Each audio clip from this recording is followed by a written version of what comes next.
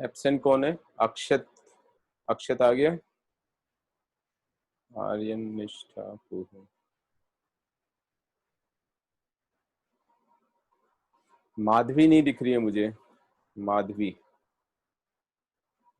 All right, सो problems दिया था मैंने तुम लोग को पाई शीट में से,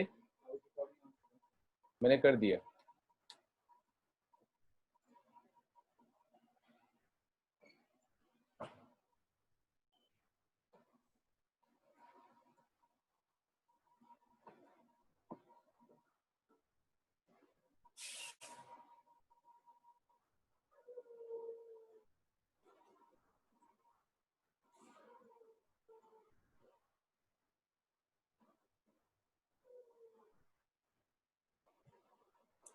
कितना प्रॉब्लम्स दिया था? 60 प्रॉब्लम्स। 60 प्रॉब्लम्स है ना। चलो पहले प्रॉब्लम डिस्कस करेंगे, उसके बाद आगे का थ्योरी पढ़ेंगे। आज थ्योरी में एरिया लेने वाला हूँ। Madhavi,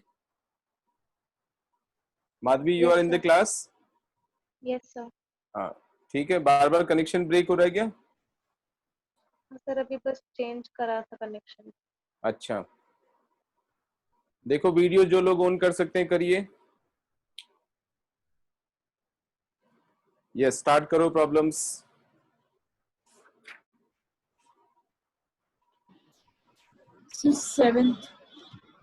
question number 7, pi by 3 से pi by 2 root of 1 plus cos x upon 1 minus cos x raise to the power 5 by 2। I is equal to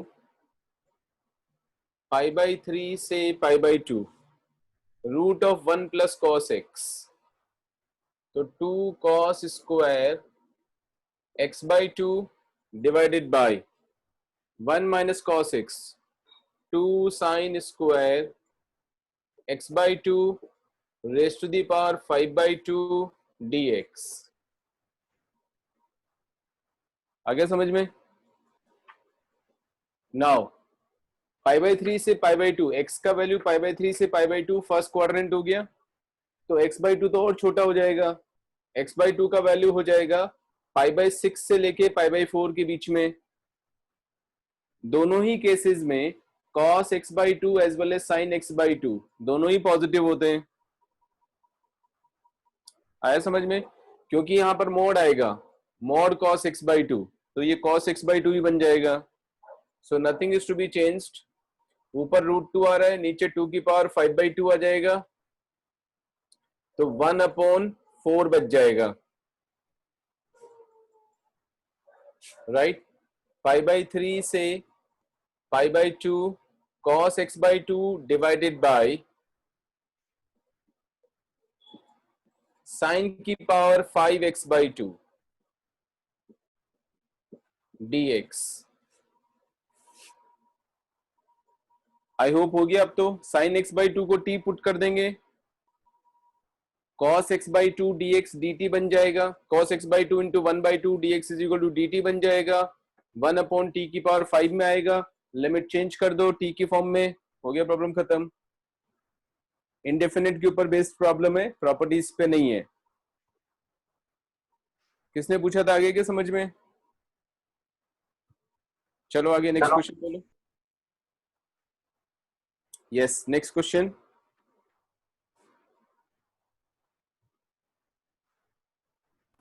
sir 23। 23 directly. Sir 10th 10th, the value of depends on -2 से 2 ax cube, odd function हो गया, 0 हो जाएगा। bx ये भी odd function हो गया, इसका भी 0 हो जाएगा। रिकॉल करो, -a से a property number 5th, -a से a fx dx is equal to 0 if fx is an odd function and twice of 0 to a fx dx if fx is an even function। तो x cube भी odd function है, x भी odd function है, दोनों cases में 0 हो गया। Separate कर रहा हूं मैं, स्प्लिट कर रहा हूं, और c बचेगा, c इंटू डी एक्स आ जाएगा। c बाहर आ गया, बस खत्म हो गया, c के ऊपर डिपेंड करेगा। आगे बोलो। Next question.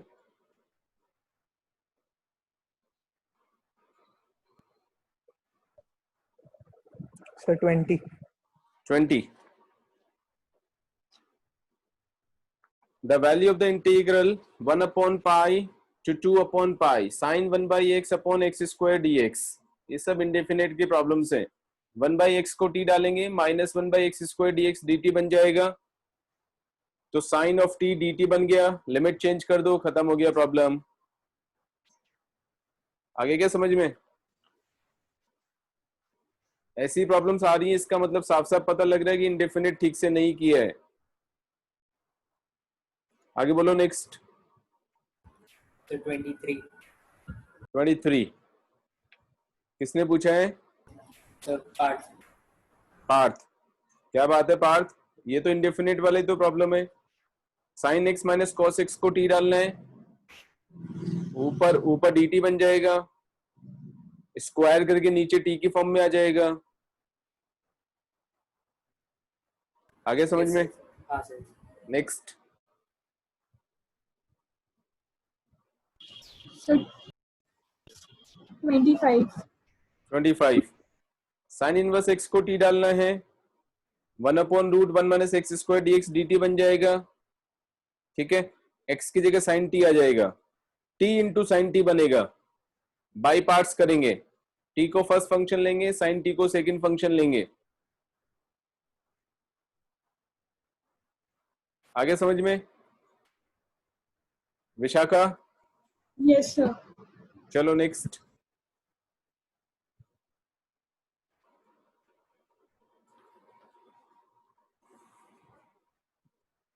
इतना टाइम मत लगाओ, नहीं तो पढ़ नहीं पाएंगे आगे फिर।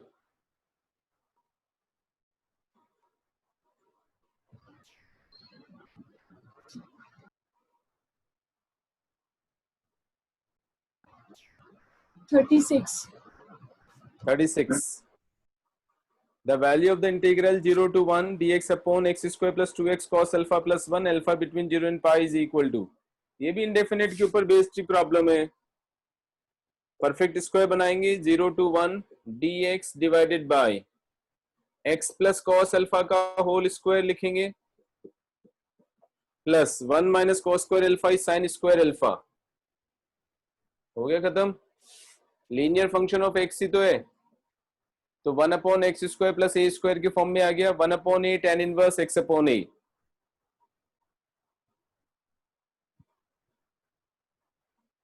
समझ में आ गया क्या Vishakha? Next. 37. 37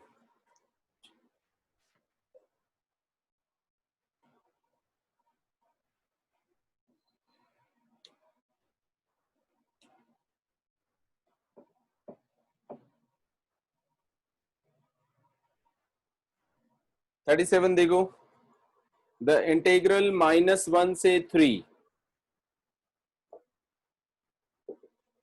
-1 to 3 tan inverse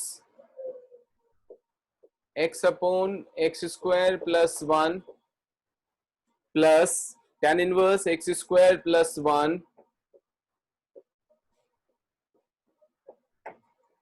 upon x dx।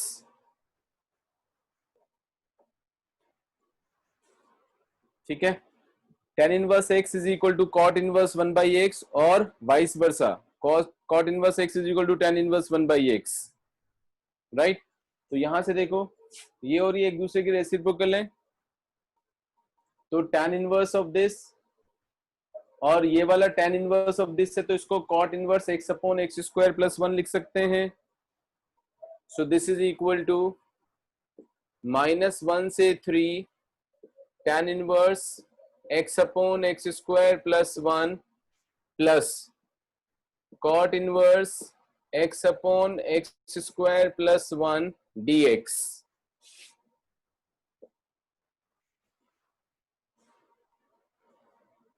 tan inverse y plus cot inverse y obviously pi by 2 होता है। ठीक है, so this is equal to pi by 2। Pi by 2 को बाहर निकाल दिया, -1 से 3 dx हो गया, π/3 x within the limit -1 to 3 π/2 3 + 1 4 आ जाएगा 2π। बोलो सही है, किसी को प्रॉब्लम है? सर लेकिन tan इनवर्स को cot इनवर्स तो तभी कर सकते हैं ना जब दोनों फर्स्ट क्वाड्रेंट में हो। हाँ, यही मैं देख रहा था कि कौन पकड़ता है, तभी मैं हमेशा देखना कि मैं कितना ध्यान रखता हूँ कि कौन कितना अटेंटिव है। अभी ये सब मैंने कर दिया, पार्थ ने बोल दिया, बाकी हो सकता है 1 या 2 बच्चे और हो जिन्होंने बोला नहीं हो बट आया उनको भी समझ में। और आंसर देखो पीछे क्या है, आंसर क्या है? सर आंसर यही है। आंसर 2π है, ठीक है। तो ये और भी जबरदस्त कंफ्यूजन क्रिएट करता है। Okay, this is not correct.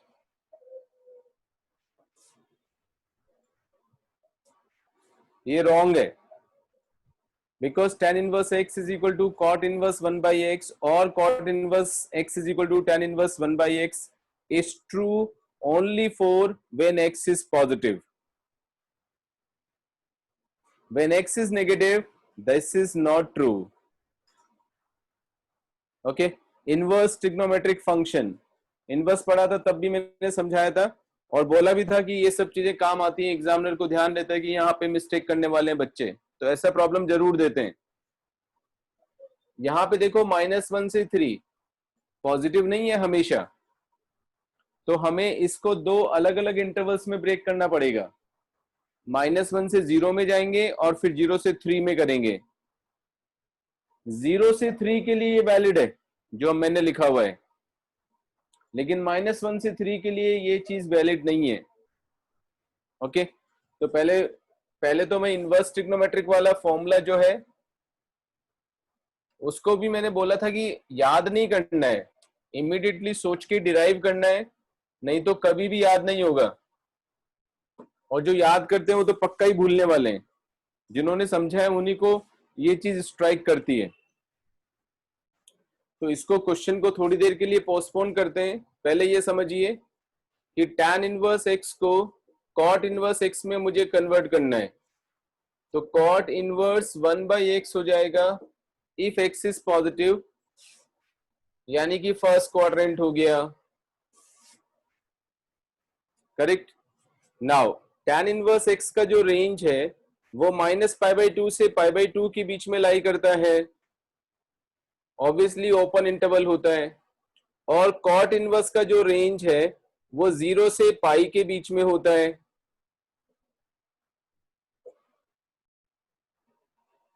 जब x पॉजिटिव है तो ये भी पॉजिटिव हुआ, ये भी पॉजिटिव है, तो दोनों में ये कॉमन रीजन आ गया, फर्स्ट क्वाड्रेंट में दोनों इक्वल हो गए, यहां हमें कोई ऑब्जेक्शन नहीं है।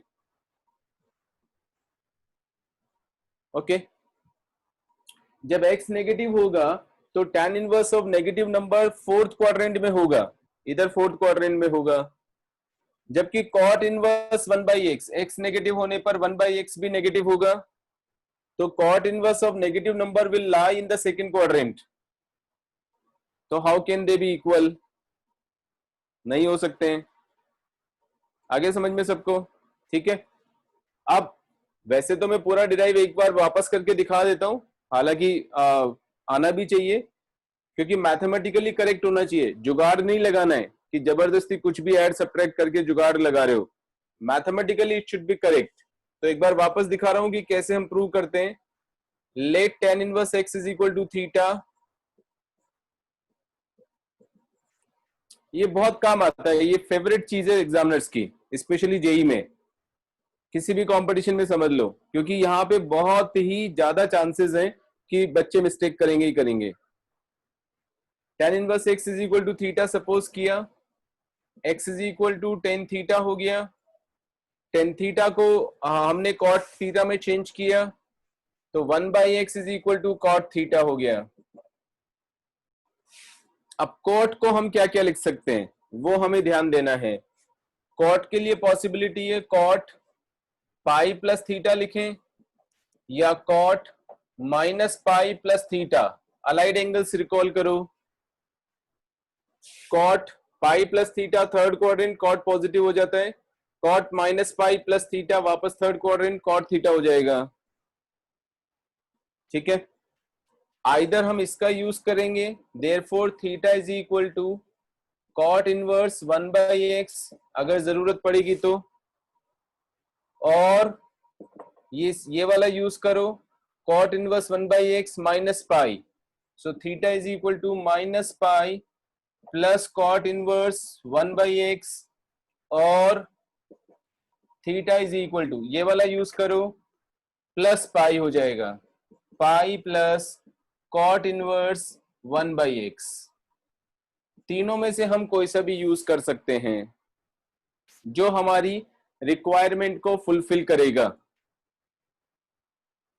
ठीक है, देखते हैं, minus pi plus cot inverse 1/x, यही सही लग रहा है यहां पर। अभी एक्सप्लेन कर देता हूं। When x is negative, when x is negative cot inverse 1/x का वैल्यू होगा π/2 से पाई के बीच में, इसका वैल्यू हो गया π/2 से पाई, माइनस पाई ऐड करेंगे तो कहां से कहां तक आ जाएगा, माइनस π/2 से 0, माइनस π/2 से 0, tan inverse negative number minus π/2 से 0 होगा, फोर्थ क्वाड्रेंट बिल्कुल सही है। सो tan इनवर्स x का वैल्यू होगा minus pi plus cot inverse 1/x when x is negative. आगे समझ में? और देखो यहां पर x का साइन मैटर कर रहा है, न्यूमरेटर में x का पॉजिटिव या नेगेटिव होने पर साइन चेंज हो रहा है, डिनोमिनेटर में फर्क नहीं पड़ रहा है। So when x is negative this entire thing would be negative, when x is positive this entire thing would be positive, correct. So अब अगर मैं tan इनवर्स को कन्वर्ट करूंगा तो मुझे कोट इनवर्स में कन्वर्ट करने के लिए माइनस पाई ऐड करना पड़ेगा when x is negative. Okay, so ध्यान रखो एक बार कैसे मैं इसको रीडिफाइन कर रहा हूं वापस। This was a good problem, so this I is equal to -1 से 0 tan inverse x upon x square plus 1 plus tan inverse को कन्वर्ट करना है कॉट इनवर्स में, तो minus pi plus cot inverse of x upon x square plus 1 multiplied by dx plus 0 से 3 tan inverse x upon x square plus 1 plus cot inverse x upon x square plus 1 dx।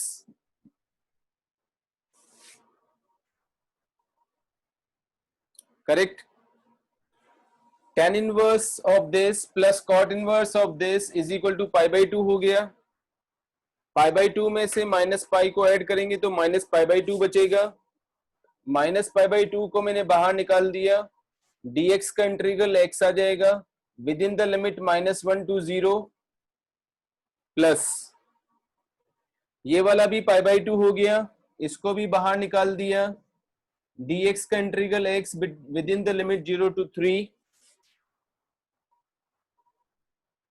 ठीक है, this is equal to एक बार 0 डाल देंगे, एक बार minus of -1 डाल देंगे तो प्लस हो जाएगा, यानी माइनस π/2 ही बचेगा, minus π/2 plus 3 minus 0 is 3 π/2 and this is equal to pi. Pi would be the correct answer, not 2 pi.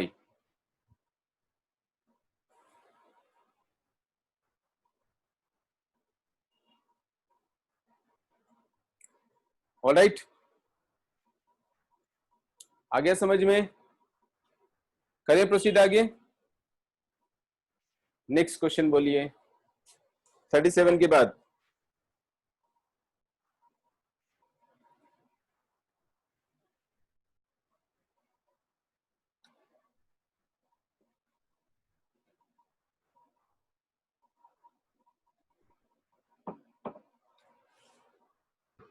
बोलो आफ्टर 37 So 40. 40, हाँ 40, Yes, sir. 0 से पाई 40, 0 to pi dx divided by 1 plus a square minus का 2a cos x। ठीक है, 1 plus ए square तो constant है, right? किसी ने किया हो तो बता दो। तो एक तरह से ये इस तरह की फॉर्म हो गई, dx divided by a plus B cos x वाली फॉर्म। क्या बताया था तरीका?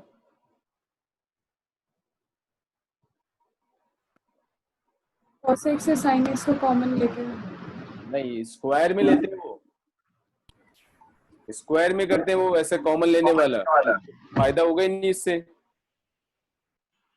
इसमें 10x/2 में कन्वर्ट करेंगे।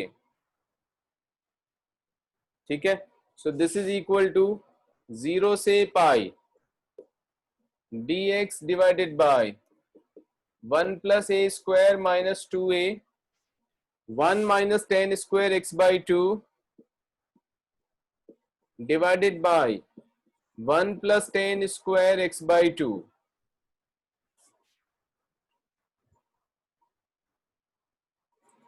वन प्लस 10 स्क्वायर x/2 ऊपर जाके सेक स्क्वायर x/2 बन जाएगा, dx डिवाइडेड बाय, नीचे देखो tan स्क्वायर x/2 की टर्म्स अगर मैं लिखना चाह रहा हूं तो tan स्क्वायर x/2 के साथ आएगा 1 प्लस ए स्क्वायर प्लस का 2a, यानी 1 प्लस ए का whole square into tan square x/2। 1 plus ए स्क्वायर माइनस 2a, यानी 1 माइनस ए का होल स्क्वायर बन गया। करेक्ट। अब 10x/2 को t डाल देंगे,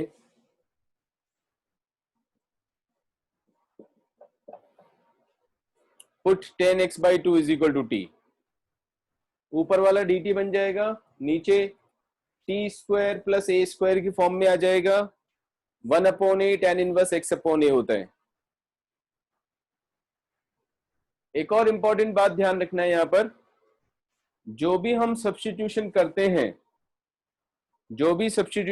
हैं डेफिनेट इंटीग्रल को कैलकुलेट करने के लिए, विद इन दिस इंटरवल, जो भी x का इंटरवल है उसके अंदर ये कंटिन्यूअस होना चाहिए।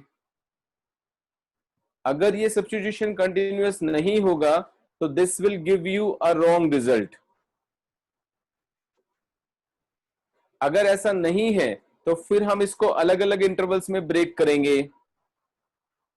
यहां पर जरूरत नहीं है, क्यों? क्योंकि x का वैल्यू जब 0 से पाई है तो x/2 का वैल्यू 0 से π/2 तक है, और 0 से π/2 के बीच में 10 कंटिन्यूअस होता है। आगे समझ में? इसलिए यहां प्रॉब्लम नहीं है। नेक्स्ट,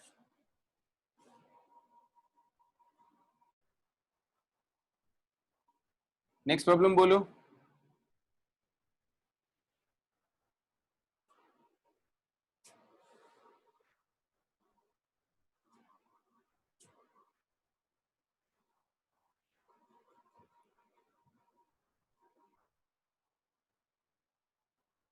फोर्टी के बाद क्या हुआ, खत्म ही हो गया क्या?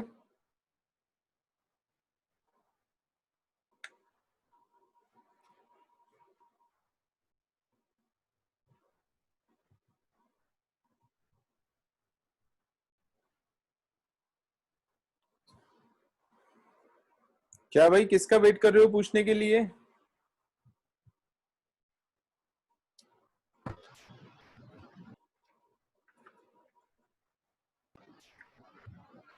सर 54. इतना टाइम क्यों लगा रही है? 0 से π/4 sec x/1 + 2 sin square x dx is equal to ये सब इंडेफिनेट का ही प्रॉब्लम है, अभी तो प्रॉपर्टीज तो चालू ही नहीं हुआ इसमें। 0 से π/4 sec x का मतलब 1 cos x हो जाएगा, और यहां पर 1 + 2 sin स्क्वायर x है dx। ओके, अब अगर मैं sin x को t पुट करना चाह रहा हूं तो ऊपर मुझे cos चाहिए, तो एक cos से मैंने ऊपर नीचे मल्टीप्लाई कर दिया। नीचे वाला cos स्क्वायर x को मैं 1 - sin स्क्वायर x लिख सकता हूं 0 से π/4, और फिर sin x को मैंने t भी डाल दिया, तो dt divided by 1 - t square into 1 + 2t square. दोनों में स्क्वायर है t का, तो पार्शियल फ्रैक्शन जब बनाएंगे तो क्योंकि दो ही फैक्टर्स हैं तो इट्स नॉट वेरी डिफिकल्ट। 0 से π/4 यहां पर आ जाएगा 1/1 - t square 1/1 + 2t square dt। Adjust कर दो, ऊपर मैंने यहां पे 2 ले लिया और बीच में प्लस साइन लगा दिया। 1 + 2t square + 2 3 - 2t square cancel हो जाएगा, 3 एक्स्ट्रा बच रहा है, 3 एक्स्ट्रा हो रहा है, उसकी वजह से 1/3 किया, हो गया खत्म। इंटीग्रेबल फॉर्म आ गई, 1/1 - t square 1/a square - x square 1/2a log a + x/a - x। ठीक है, 2/1 + 2t स्क्वायर यानी 1/a स्क्वायर + x स्क्वायर वाला फॉर्म है, 1/a tan inverse x/a। Next question बोलो।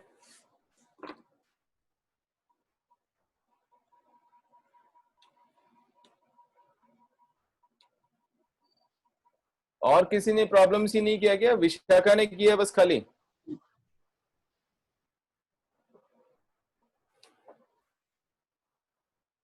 हाँ विशाखा बोल। Sir, 58. 58 58 देखिए,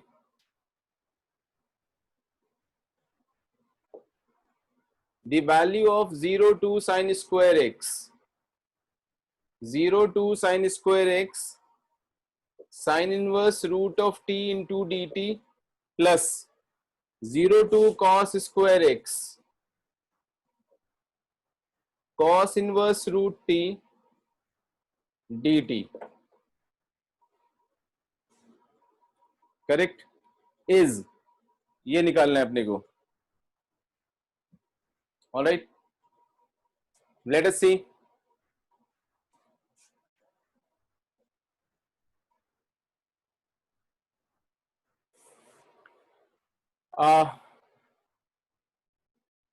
कॉस इनवर्स रूट टी का वैल्यू में 1 - minus sine inverse root T लिख सकता हूं। एक तरीका तो यह है कि मैं इसको बाई पार्ट्स करूं, फर्स्ट फंक्शन 1 ले लिया, सेकंड फंक्शन 1 ले लिया, साइन इनवर्स रूट टी को मैंने फर्स्ट फंक्शन ले लिया, उससे हम ट्राई कर सकते हैं,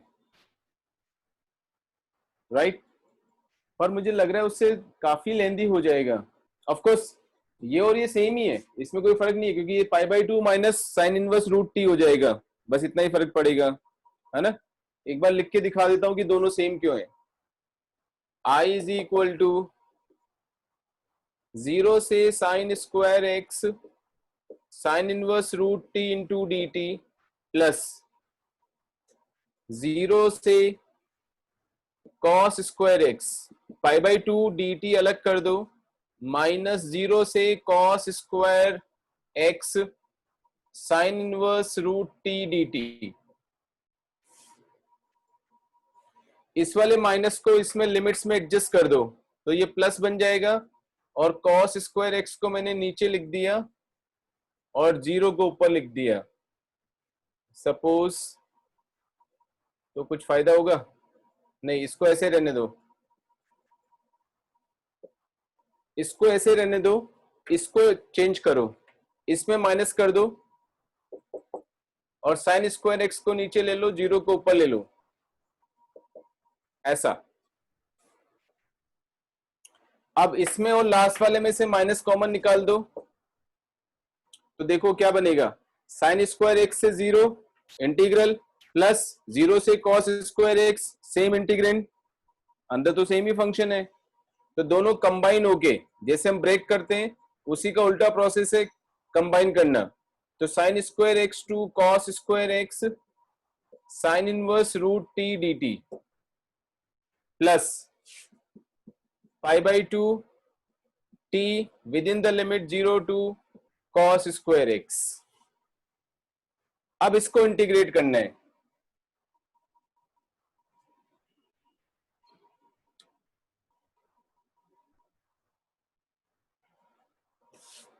आ गया समझ में? इसको देखो डायरेक्टली भी कर सकते हो 1 को सेकंड फंक्शन लेके, और अगर ये कॉम्प्लिकेटेड लग रहा है तो रूट टी को हम u पुट कर देते हैं। Okay, so root of T is equal to u put कर दिया, that means t is equal to u squared बन जाएगा, dt is equal to 2u into du बन जाएगा। So this is equal to minus, यहां पे sign square x लेंगे तो ये साइन एक्स बन जाएगा, कॉस एक्स बन जाएगा, साइन इनवर्स ऑफ u आ जाएगा इंटू 2u du, 2 बाहर लिख दिया मैंने, u इंटू du प्लस का पाई by 2 multiplied by cos square x minus 0 आ जाएगा।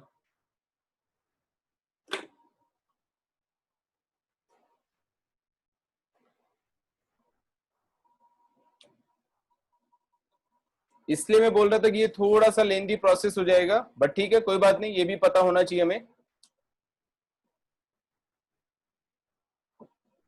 नाउ इसको करेंगे by parts, so this is equal to -2 first function, sine inverse u is first function, second function का integral u square by 2 within the limit sine x and cos x.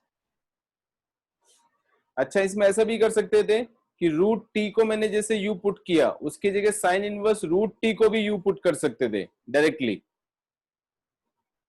दोनों में से एक ही बात है, कोई फर्क नहीं पड़ता उससे। Minus sine x to cos x, sine inverse u का derivative 1 upon root 1 minus u square, इसका integral u square divided by 2 into du bracket closed plus pi by 2 into cos square x.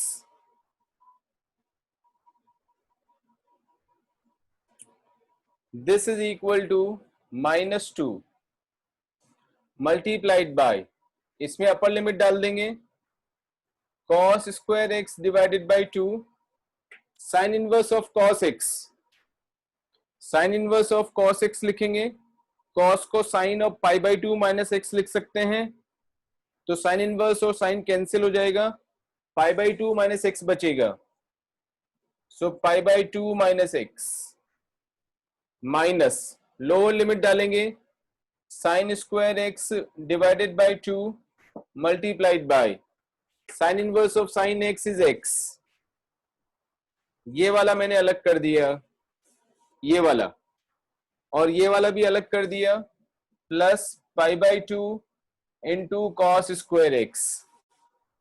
Now अब जो हमारे पास integral बचा हुआ है उस पे कॉन्सेंट्रेट करेंगे, माइनस माइनस प्लस हो जाएगा, 2 और 2 कैंसिल हो जाएगा, ठीक है, तो प्लस साइन एक्स से कॉस एक्स तक जा रहे हैं, u square divided by root of 1 minus u square du, correct.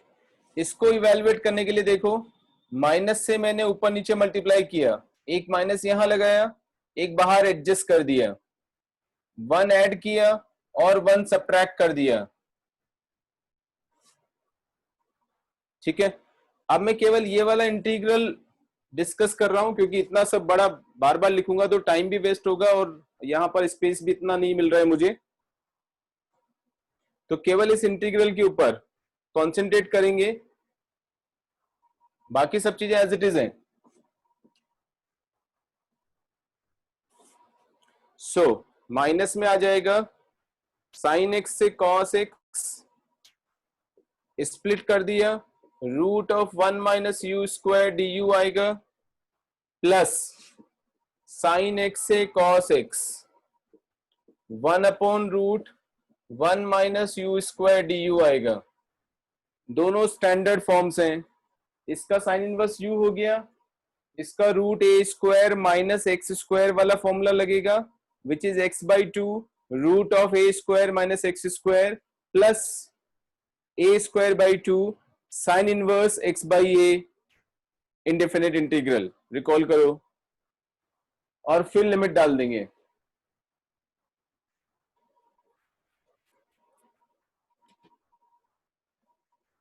आया समझ में? अब ये काफी ज्यादा लेंदी हो गया, इस प्रोसेस से करते हैं तो काफी ज्यादा लेंदी हो गया है। एक ऑल्टरनेटिव अप्रोच मुझे दिखाई दे रहा है, अप्लाई होगा या नहीं होगा वो मुझे नहीं पता। So let me try it. Alternative approach है इसका, जो मुझे लग रहा है कि अप्लाई होना चाहिए।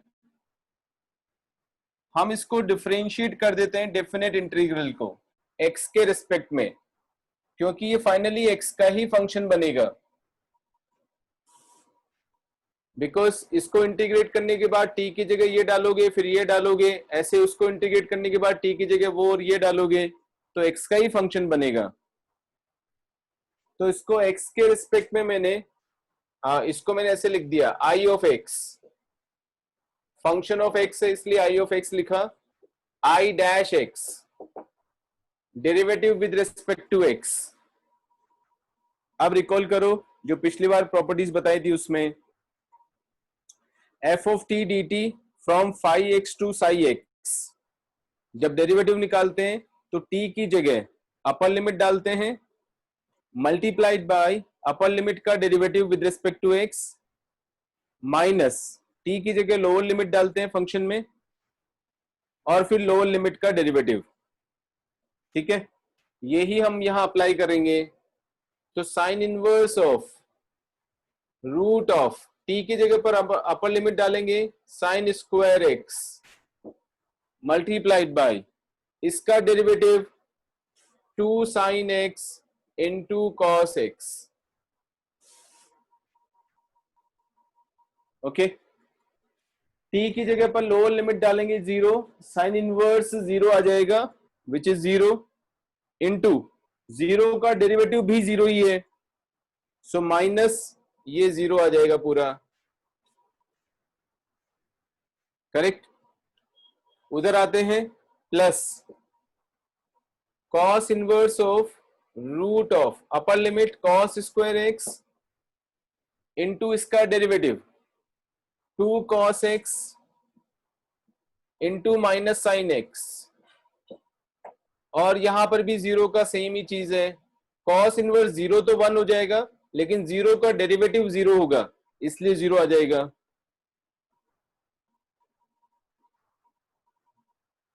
So far so good,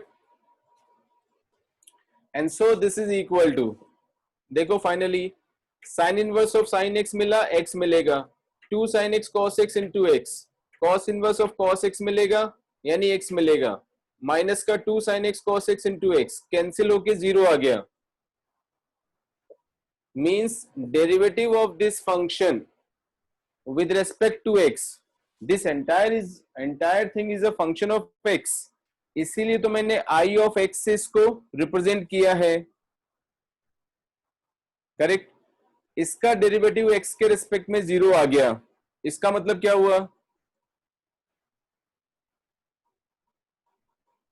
अरे किसी फंक्शन का डेरिवेटिव 0 आ जाता है तो क्या मतलब होता है? पिछली बार भी समझाया था, वापस वही चुप हो जाते हो।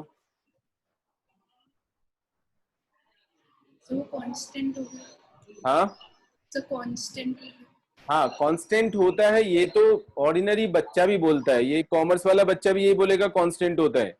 तुम लोग को थोड़ा यूज करना चाहिए अच्छे से, इंडिपेंडेंट ऑफ एक्स।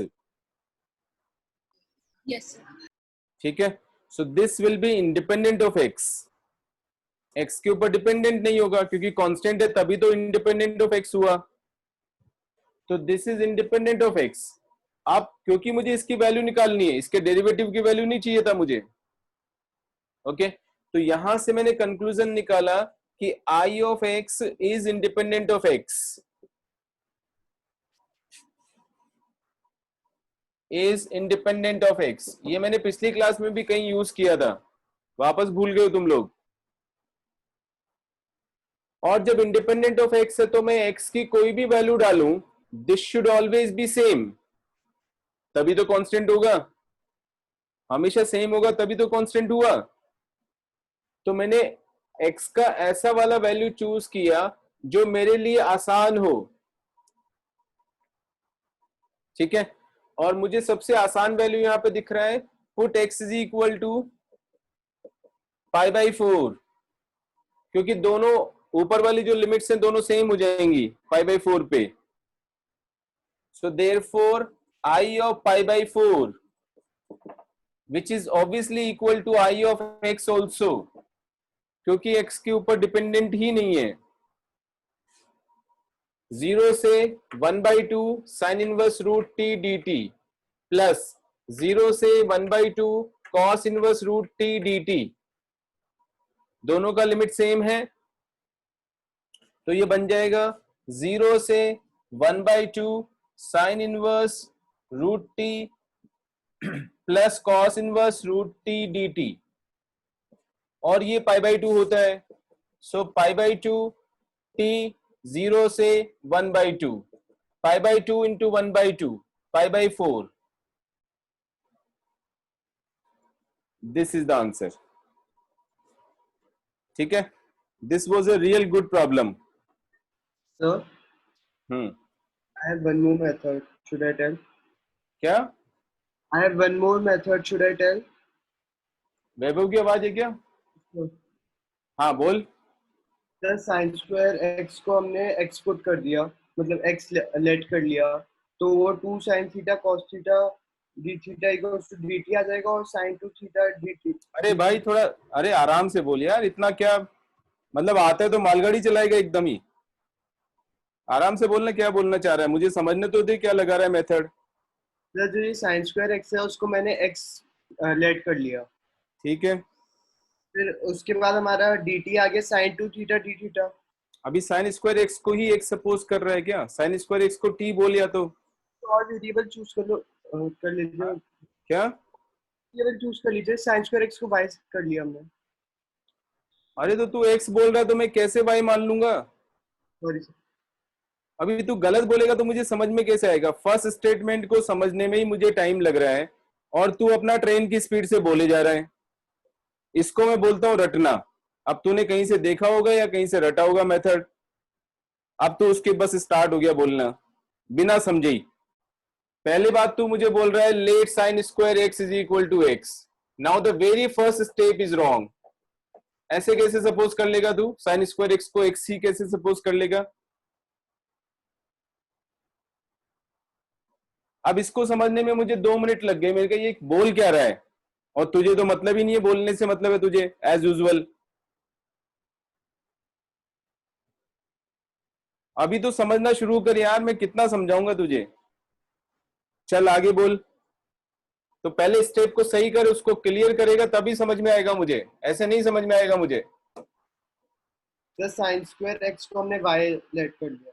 हाँ, let sine square x is equal to y, बोल आगे। Sine 2 theta D theta equals to D Y हो गया। साइन 2 थीटा, अच्छा इसको डिफरेंशिएट कर दिया, ऐसे बोलना, तो डिफरेंशिएट कर दिया दोनों साइड में, dy हो गया 2 sin x into cos x dx is equal to dy हो गया, sin 2x into dx is equal to dy हो गया। आगे सर तो हमने उधर साइन स्क्वायर एक्स को जो इक्वेशन है उसमें हमने वाई रखा, और जो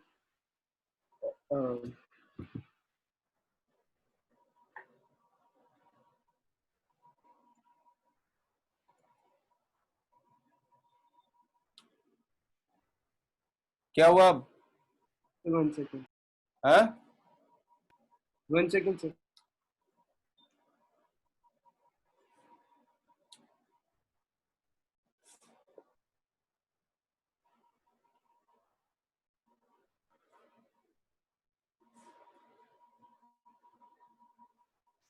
सर सॉरी सर, एक करेक्शन करना है। क्या? क्या हमने टी को साइन स्क्वायर एक्स माना है? टी को साइन स्क्वायर एक्स, तो साइन स्क्वायर एक्स की जगह टी लिख दूं यहाँ पर,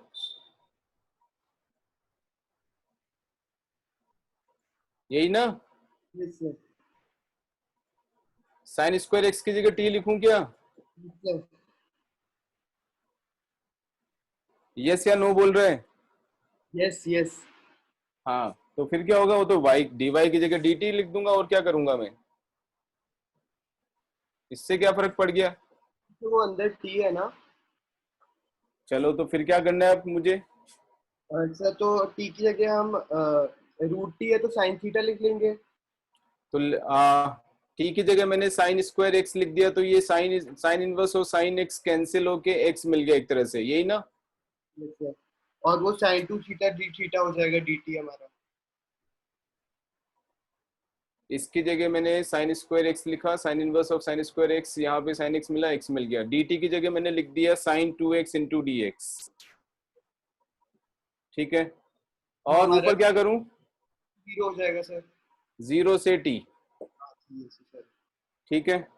अब जी सर, कॉस स्क्वायर में भी मैंने उस टी को मैंने मतलब कॉस स्क्वायर थीटा को टी माना।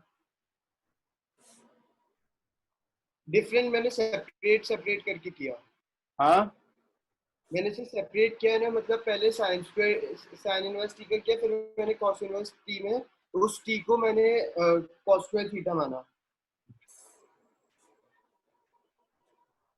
अभी तू थीटा बोलने लग गया वापस। तो मैंने थीटा ही बोला था स्टार्टिंग से। थीटा किसी को सुनाई दिया था? बोलो भाई, तुम लोग को थीटा किसी को सुनाई दिया था क्या?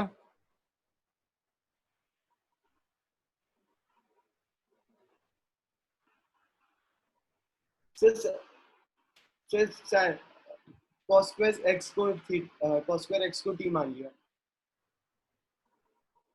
कॉस स्क्वायर एक्स को टी सपोज कर लिया, तो यहाँ पर नेगेटिव आ जाएगा, यही मतलब है ना तेरा? ये भी 0 से टी बन जाएगा, और यहाँ पर आ जाएगा x into sine 2x D T, और माइनस आ जाएगा ऐसा फिर आप dx, प्रॉपर्टी। यही बोल रहा है क्या? हाँ, यस सर। और दोनों कैंसिल हो गए, नो सर, नो सर।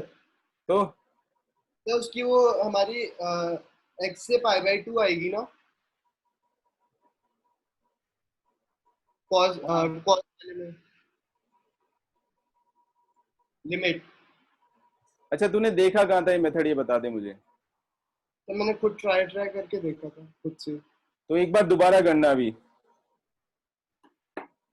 अभी तेरे को क्लियर नहीं है चीजें, कॉन्सेप्ट क्लियर करके बताना मुझे।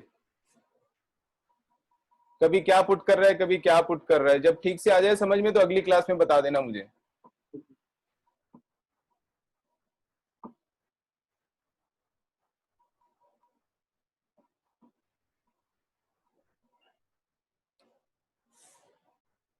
ठीक है, आगे चलते हैं, नेक्स्ट क्वेश्चन बोलो। और कुछ है?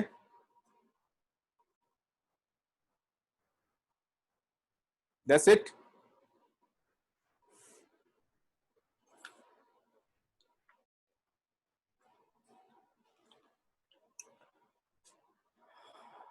एरिया के बारे में पढ़ते हैं। आगे वाले 60 क्वेश्चंस ट्राई करने हैं सब लोगों को। एरिया,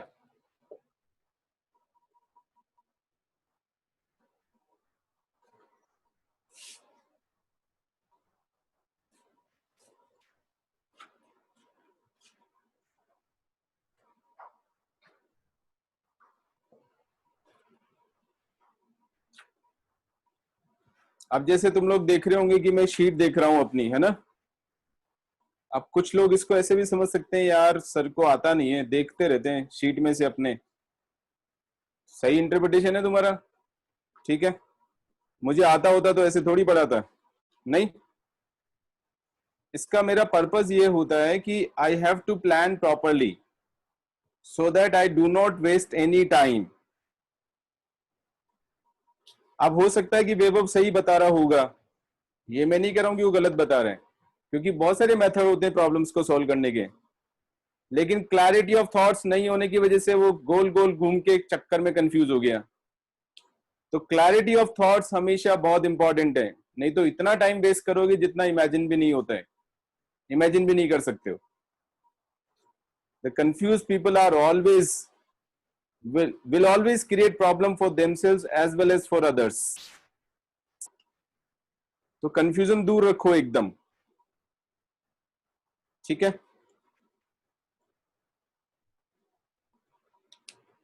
ठीक है, एरिया में देखो हमारी जो प्री रिक्विजिट्स हैं एरिया को समझने के लिए, एरिया अंडर द कर्व्स, उसमें हम लोग डेफिनेट इंटीग्रल यूज करेंगे। तो हमारे को क्या क्या चीजों की जरूरत पड़ेगी? सबसे ज्यादा इंपॉर्टेंट जो चीज है वो स्केचिंग ऑफ द कर्व होता है।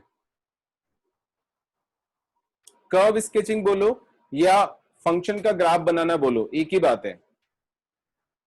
अब कर्व स्केचिंग हम लोगों ने ग्राफ सीखे थे फंक्शंस में। फंक्शन जब मैंने चैप्टर पढ़ाया था उस समय ग्राफ्स काफी डिटेल में समझाया था तुम लोगों को कि फंक्शंस के ग्राफ हम कैसे ड्रॉ करते हैं और क्या क्या चीजें हम यूज करते हैं। तो वो सारी चीजें यूज होने वाली है यहाँ पर। ऑफ कोर्स मैं रिपीट करूंगा सारी चीजें हम लोग कैसे यूज करेंगे। तो ग्राफ बनाना, डायग्राम बनाना, कर्व को स्केच करना, ये सबसे इंपॉर्टेंट बात है एरिया को निकालने के लिए। अगर अपन ने कर्व ठीक से नहीं बनाया, स्केच नहीं किया, तो फिर एरिया सही से नहीं निकाल पाएंगे।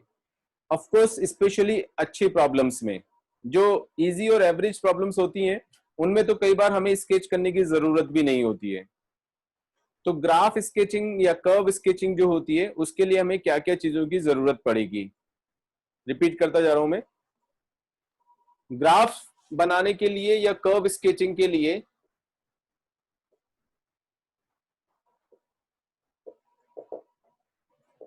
फर्स्ट सिमेट्री, सबसे पहले हम लोग देखते हैं symmetry. Symmetry with respect to x axis, symmetry with respect to y axis. क्योंकि मैं यहां पर फंक्शन यूज नहीं कर रहा हूं, केवल ध्यान रखना जब हमने फंक्शंस में ग्राफ पढ़े थे तो उस समय हम केवल फंक्शंस के ग्राफ ड्रॉ कर रहे थे।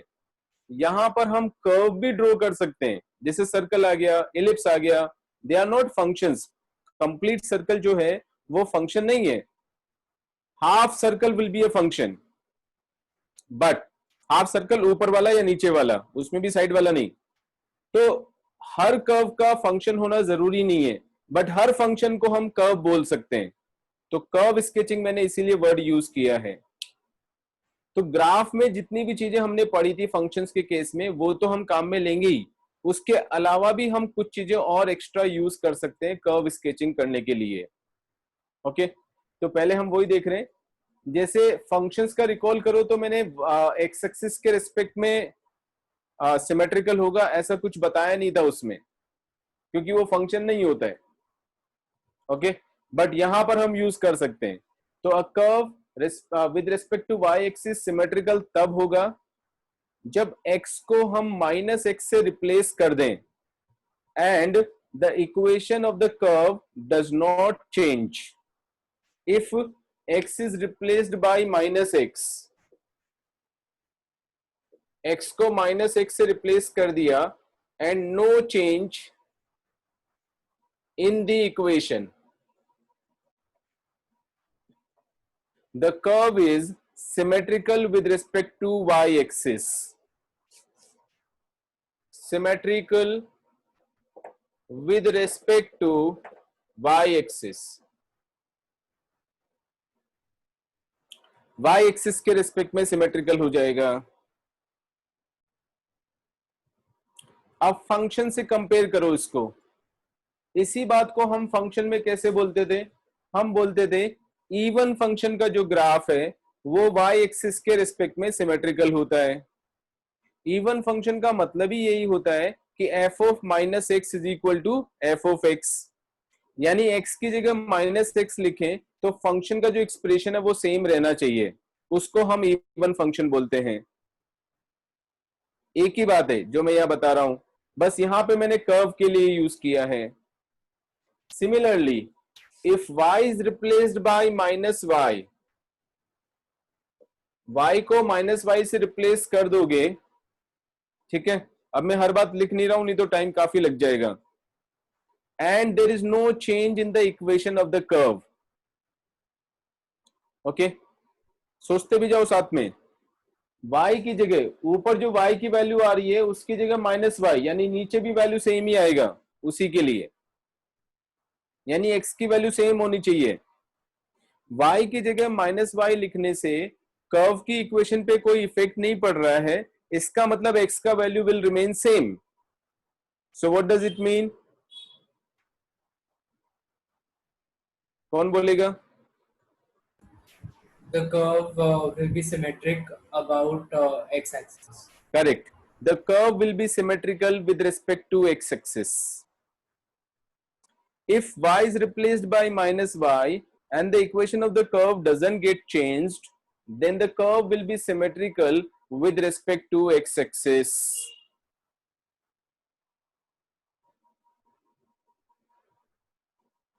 आगे समझ में? Then next, if x is replaced by minus x and y is replaced by minus y, दोनों एक साथ,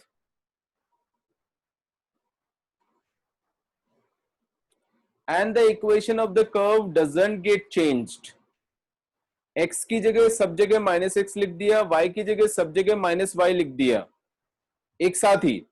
ये अलग अलग था, ये अलग केस है, ये अलग केस है, बट अभी जो थर्ड केस में ले रहा हूं उसमें दोनों एक साथ चल रहे हैं। x को माइनस एक्स से रिप्लेस किया, y को माइनस वाई से रिप्लेस किया, but equation of the curve still remains same. Then what does it mean? The curve is symmetric about origin. Yes, the curve will be symmetrical with respect to the origin, or we can say the curve will be symmetrical in the opposite quadrants. origin के respect में symmetrical होना या opposite quadrants में symmetrical होना एक ही बात है, यानी फर्स्ट एंड थर्ड क्वाड्रेंट में सेम रहेगा, सेकेंड एंड फोर्थ क्वाड्रेंट में सेम रहेगा। कैसे पता पार्थ?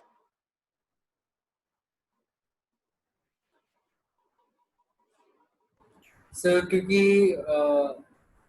सर एक्चुअली मैंने इसको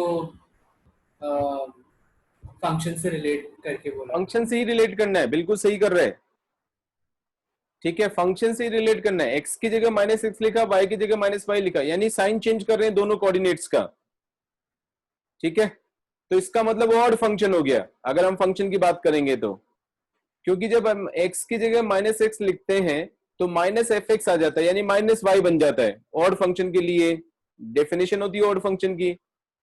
और वैसे हम फंक्शन को यूज नहीं करना चाहें तो ऐसे भी सोच सकते हैं, एक्स की जगह माइनस एक्स और वाई की जगह माइनस वाई लिख रहे हैं, इसका मतलब दोनों का साइन चेंज कर रहे हैं हम। तो जो पॉइंट फर्स्ट क्वाड्रेंट में है साइन चेंज करने पर थर्ड क्वाड्रेंट में आ जाएगा, तो सेम वैल्यू आएगा, मतलब सेम शेप बनना चाहिए। जो पॉइंट आपका सेकंड क्वाड्रेंट में जिसमें एक्स नेगेटिव वाई पॉजिटिव है, साइन चेंज करने पे वो फोर्थ क्वाड्रेंट में पहुंच जाएगा, तो ऑपोजिट क्वाड्रेंट्स में सिमेट्रिकल हो जाएगा उसका ग्राफ, उसका कर्व का जो शेप है वो सिमेट्रिकल होगा with respect to the origin और इन द ऑपोजिट क्वाड्रेंट्स। आगे समझ में? एक और सिमेट्री होती है, वो भी बहुत इंपॉर्टेंट है। If x is replaced bye y, x को y से रिप्लेस कर दिया एंड y को x से रिप्लेस कर दिया, और कर्व के ऊपर कोई फर्क नहीं पड़ रहा है, अब क्या बोलते हो? यानी x and y are interchanged, rather I should say if x and y are interchanged, replacement की जगह हम ऐसे लिख देते हैं x and y are interchanged, x की जगह y लिख दिया और y की जगह x लिख दिया, the equation of the curve is not affected. What will happen? So it is symmetric about the line x is equal to y. Correct, absolutely correct. The curve will be symmetrical with respect to the line y is equal to x.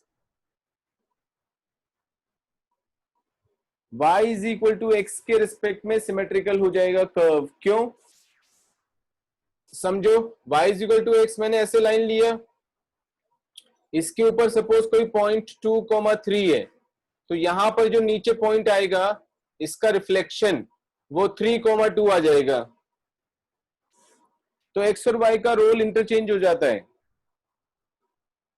तो जैसा shape ऊपर आने वाला है वैसा ही shape नीचे आ जाएगा.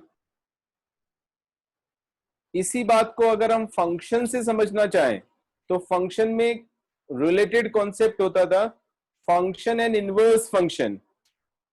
Function और इनवर्स फंक्शन में यही होता था कि x और y इंटरचेंज हो जाते थे. तो किसी भी फंक्शन का और उसके इनवर्स फंक्शन का जो ग्राफ है वो सिमेट्रिकल होता है with respect to the line y is equal to x. तो ये हम सबसे पहले सिमेट्री देखते हैं कर्व स्केचिंग के लिए. हर चीज देखना जरूरी नहीं है, वो तो जब हम प्रॉब्लम सॉल्व करेंगे तो अपने आप पता लग जाता है बहुत सारी चीजें. बट जब हम शुरू से पढ़ रहे हैं टॉपिक को तो समझना है कि हमें कैसे कैसे आगे एनालाइज करना है. फिर हम देखते हैं कि एक्स एक्सिस को कहां पे कट कर रहा है कर्व, वाई एक्सिस को कहां पे कट कर रहा है. y को 0 डाल के हम x एक्सिस का पॉइंट ऑफ इंटरसेक्शन निकालते हैं, x को 0 डाल के y एक्सिस का पॉइंट ऑफ इंटरसेक्शन निकालते हैं, और 0 0 डाल के चेक करते हैं कि ओरिजिन से पास हो रहा है या नहीं हो रहा है.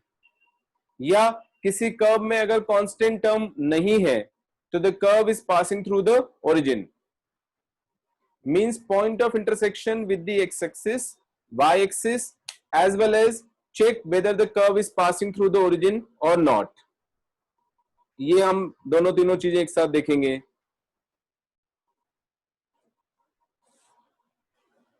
फिर उसके बाद नेक्स्ट आता है, ऑफ कोर्स इवन ऑड में चेक कर चुका हूं.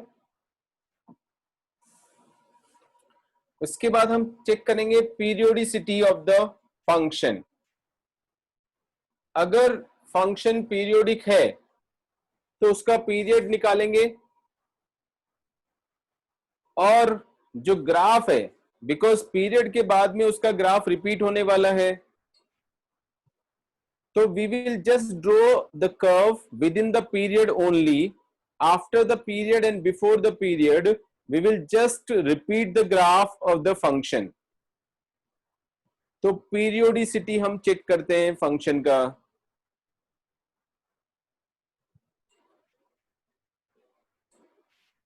आ गया समझ में?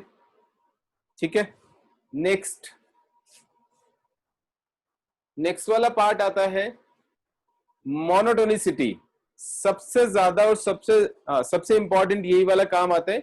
जैसा ग्राफ ऑफ द फंक्शंस में भी यही सबसे ज्यादा यूजफुल था, तो ये सबसे ज्यादा काम आने वाला है, increasing and decreasing nature of the function. और अब तो हमें अच्छी तरह से पता लग ही चुका है. इंक्रीजिंग डिक्रीजिंग देख सकते हैं, ग्रेटेस्ट एंड लीस्ट वैल्यू भी निकाल सकते हैं इफ रिक्वायर्ड. अगर जरूरत नहीं तो नहीं निकालेंगे. इंक्रीजिंग डिक्रीजिंग से ही हमारा काम चल जाता है. Maxima, local maxima, local minima की इतनी ज्यादा जरूरत नहीं पड़ती है. तो dy बाई dx निकालेंगे या डेरिवेटिव निकालेंगे जिस इंटरवल में ग्रेटर देन 0 है वहां पे फंक्शन इंक्रीजिंग हो जाएगा, जिसमें लेस देन 0 है वहां पे फंक्शन डिक्रीजिंग हो जाएगा. करेक्ट. अब इंक्रीजिंग और डिक्रीजिंग के साथ एक कनेक्टेड कॉन्सेप्ट बहुत काम आता है, और वो आता है कॉनकेविटी. कॉनकेविटी क्योंकि इंक्रीजिंग भी दो तरीके का होता है. आइदर ऐसा वाला इंक्रीज या ऐसा वाला इंक्रीज।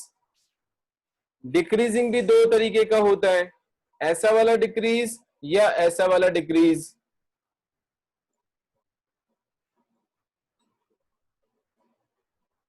आगे समझ में? Concave upward and concave downward. Concave upward के केस में double derivative is positive. It doesn't matter whether the function is increasing or decreasing। अगर डबल डेरिवेटिव का वैल्यू पॉजिटिव आ गया तो वो कॉनकेव अपवर्ड होगा,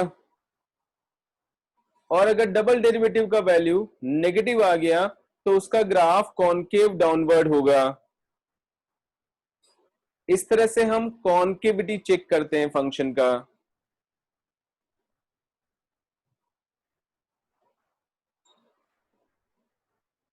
कंटिन्यूटी भी कभी कभी चेक करना पड़ता है।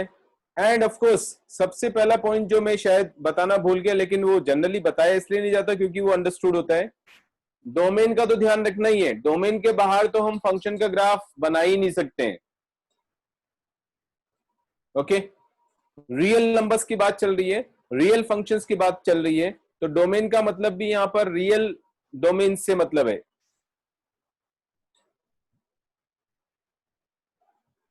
ओके, कंटिन्यूटी भी चेक करना पड़ सकता है कभी कभी। डिफरेंशिएबिलिटी हम जानते ही हैं कैसे करते हैं। अगर डिफरेंशिएबल है हर जगह पर, इसका मतलब ग्राफ स्मूथ होगा। अगर डिफरेंशिएबल है किसी पॉइंट पे डिफरेंशिएबल नहीं है तो वो पॉइंट कॉर्नर पॉइंट हो जाएगा, जहां पे suddenly direction of the graph या direction of the function changes. आगे ये सब चीजें याद, ठीक है। लोकल मैक्सिमा लोकल मिनिमा जरूरत पड़ने पे निकाल सकते हैं, उसके लिए प्रोसीजर पता ही है अपने को। फर्स्ट डेरिवेटिव निकालेंगे, जीरो डालेंगे, पॉइंट्स आ जाएंगे। उन पॉइंट्स के ऊपर सेकंड डेरिवेटिव निकाल के चेक कर सकते हैं, या फर्स्ट डेरिवेटिव टेस्ट भी यूज कर सकते हैं लोकल मैक्सिमा लोकल मिनिमा के लिए। ग्रेटेस्ट और लीस्ट वैल्यू या absolute maxima and absolute minima जो डिफरेंट होता है लोकल मैक्सिमा लोकल मिनिमा से, वो क्लोज इंटरवल में निकाला जाता है। ओपन इंटरवल में भी निकाल सकते हैं लिमिट लगा के, कभी कभी वो भी जरूरत पड़ सकती है हमें। करेक्ट। फिर स्टैंडर्ड फंक्शन के ग्राफ्स हमें खूब अच्छे से याद होने चाहिए। जैसे मॉड एक्स का ग्राफ है, अभी मॉड एक्स का जो ग्राफ होता है वो ऐसा वाला होता है। ग्रेटेस्ट इंटीजर फंक्शन का ग्राफ पता ही है, स्टेप्स आ जाती हैं उसमें।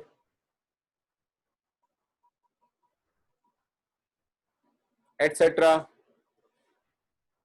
फ्रैक्शनल पार्ट फंक्शन का ग्राफ, फ्रैक्शनल पार्ट फंक्शन का ग्राफ ऐसा बनता है, एटसेट्रा। करेक्ट। एक्सपोनेंशियल फंक्शन का ग्राफ a मोर देन 1 होने पर ऐसे बनेगा,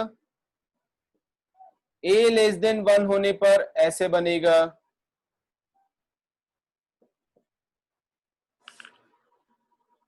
लॉगरिथमिक फंक्शन का ग्राफ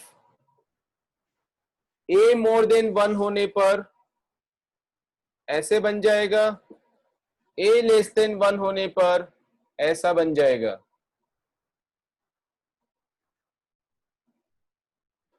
लॉगरिथमिक फंक्शन का graph, right. All trigonometric functions के ग्राफ्स हमें आने चाहिए, ऑल 6 ट्रिग्नोमेट्रिक फंक्शंस के graphs, all 6 inverse trigonometric functions के ग्राफ्स भी कभी कभी काम आ जाते हैं। सारे स्टैंडर्ड है, वो हमें पता ही है। ऑलराइट। उसके बाद ट्रांसफॉर्मेशंस ऑफ ग्राफ्स भी काम आते हैं। ट्रांसफॉर्मेशन ऑफ ग्राफ्स रिकॉल करवाने की कोशिश कर रहा हूं, जितना हो जाता है उतना अच्छा है, क्योंकि पूरा डिटेल में तो नहीं बता पाऊंगा, नहीं तो फिर हम टॉपिक से डाइवर्ट हो जाएंगे, भटक जाएंगे।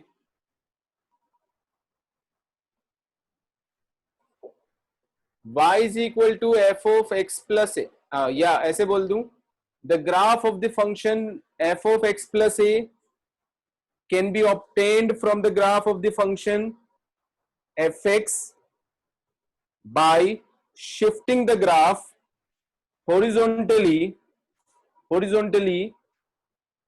यानी एक्स एक्सिस के रेस्पेक्ट में आगे या पीछे की तरफ शिफ्ट करेंगे ग्राफ को, टू द डायरेक्शन या in the direction which is opposite to the sign of A by mod A units. Mod A unit से आगे की तरफ शिफ्ट करेंगे अगर ए नेगेटिव होगा, अगर ए पॉजिटिव हो गया तो पीछे की तरफ मॉड ए यूनिट से शिफ्ट कर देंगे ग्राफ को हॉरिजॉन्टली।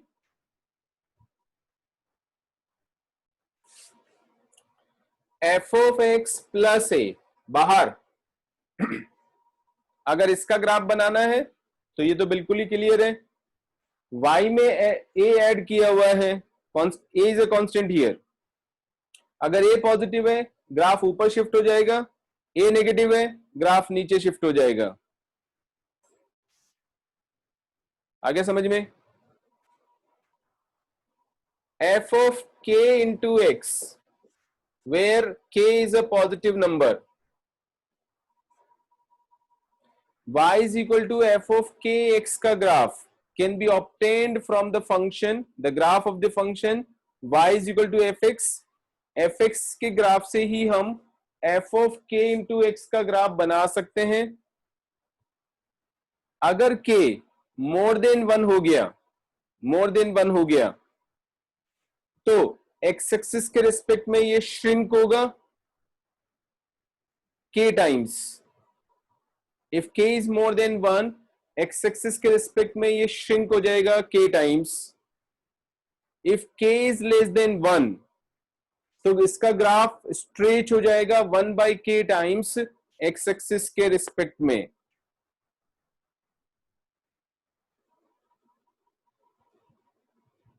आगे समझ में? Similarly k into f of x का graph, k into f of x का graph can be obtained from the graph of the function fx by stretching it vertically k times if k is more than 1 and compressing it, shrinking it vertically 1/k times if k is less than 1. Of course k is positive quantity here also.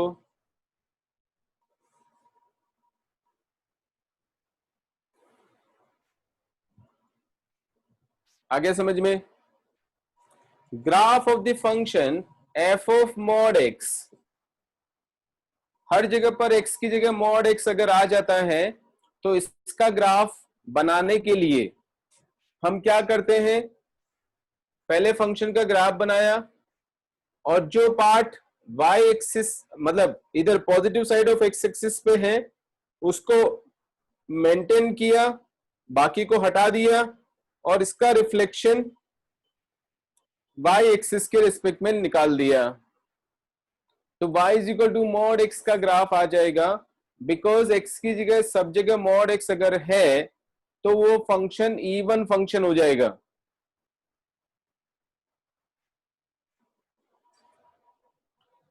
fx का mod अगर हम ले लें, इसका graph बनाना है तो y is equal to F x का graph ऐसे बनाएंगे। अब इसमें हमेशा मॉड लेना है फंक्शन का, यानी y पॉजिटिव है तो जो नीचे शेप है इसका फंक्शन का इसको हटाएंगे और इसका रिफ्लेक्शन ऊपर ले लेंगे ऐसे। This is the graph of the function mod of F x.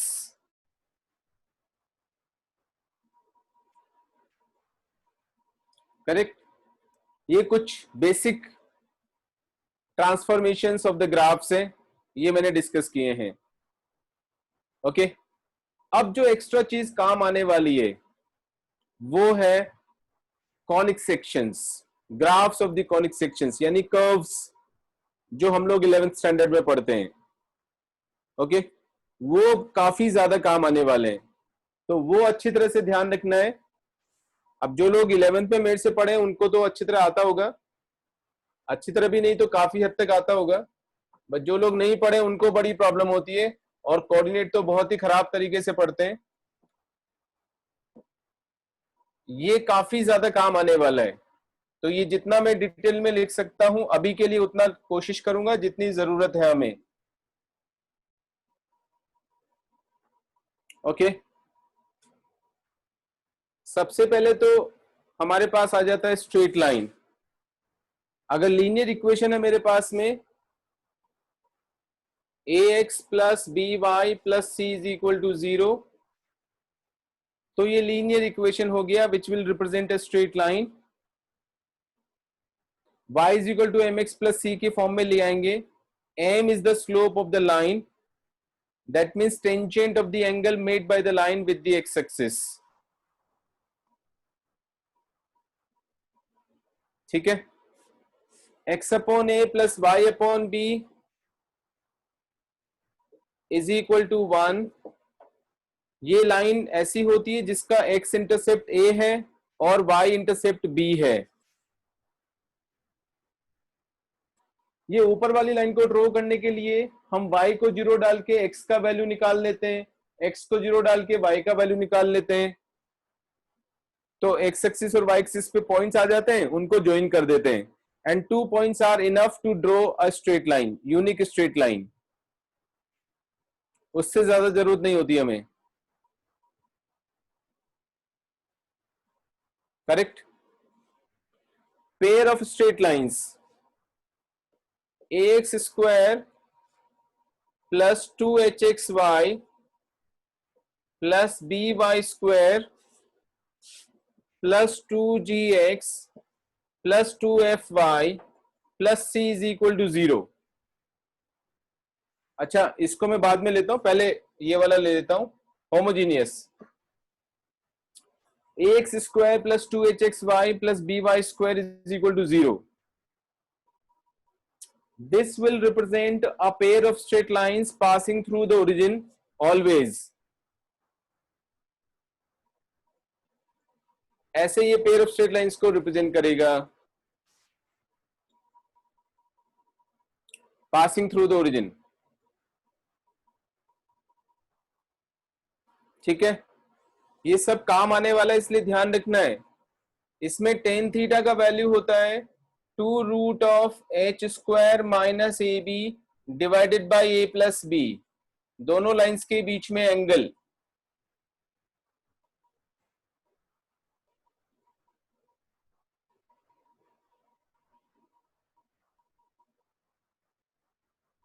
Correct. Similarly अगर मैं ये general equation of conic section लेता हूं, ax square plus 2hxy plus by square plus 2gx plus 2fy plus c 0, then this will represent a pair of straight lines if delta which is equal to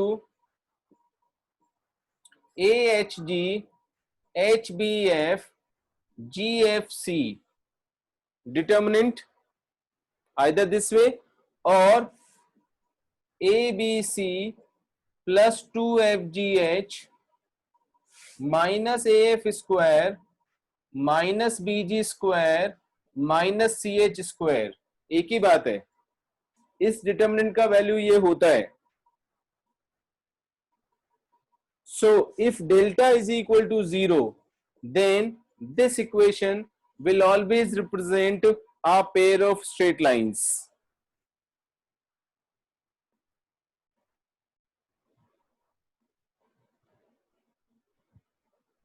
All right,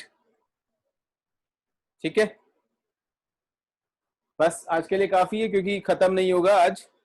circle का बताना पड़ेगा, और उसके बाद parabola थोड़ा detail में ज्यादा चाहिए, थोड़ा इलिप्स, थोड़ा हाइपरबोला। ठीक है, नेक्स्ट क्लास में ये करके और फिर हम एरिया की थोड़ी सी एग्जांपल्स भी डिस्कस करेंगे, है ना।